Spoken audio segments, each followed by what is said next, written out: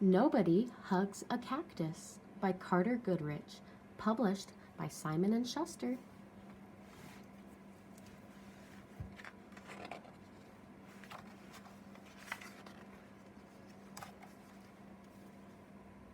Hank lived in a pot.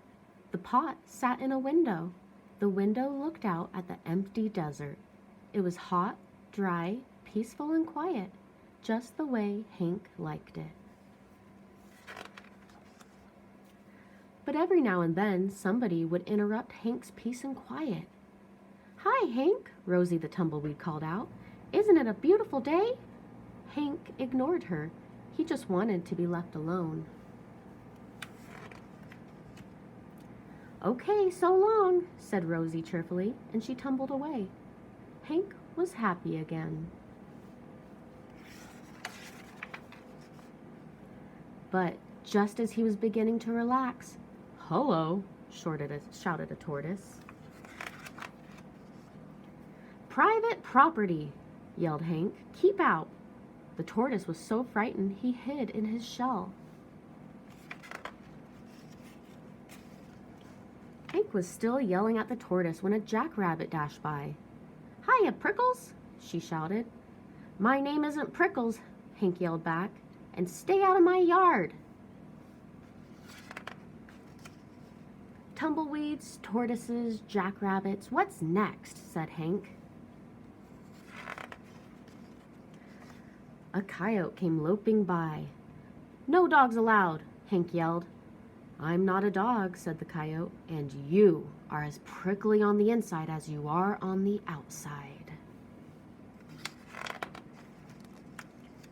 Before Hank could yell back at the coyote, a cowboy strode past. "Keep off the grass," shouted Hank. "What grass?" said the cowboy. "Seems to be somebody needs a hug. Too bad nobody hugs a cactus." "Hi," said a lizard. "Who invited you?" said Hank. "And just in case you're wondering, I don't want a hug." "That's good," said the lizard, "because I don't want to give you one." Then he skittered away. An owl landed on the roof. "If you're looking for a hug," said Hank, "well, I guess I could give you one." "Who, me?" said the owl. "You must be joking." And for the first time, Hank began to feel a little lonely. The next morning, Hank was feeling more sad on the inside than prickly. Maybe a hug wouldn't be so bad after all.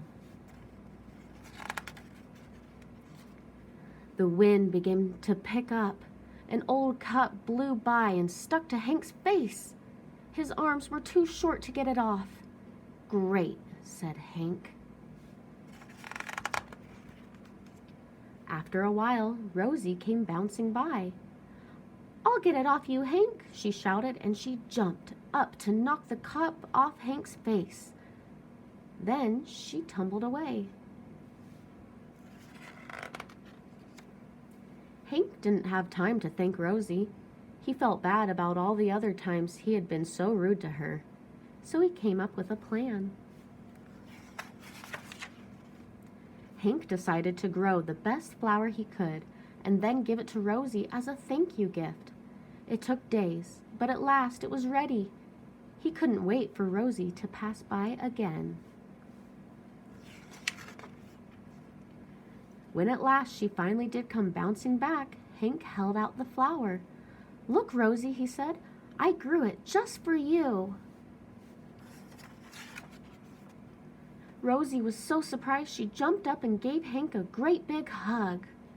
It felt so nice, Hank didn't want to let go. And as things turned out, he couldn't. Rosie and Hank had become stuck together. But they didn't care. After all, it's better to be stuck in a hug than stuck all alone.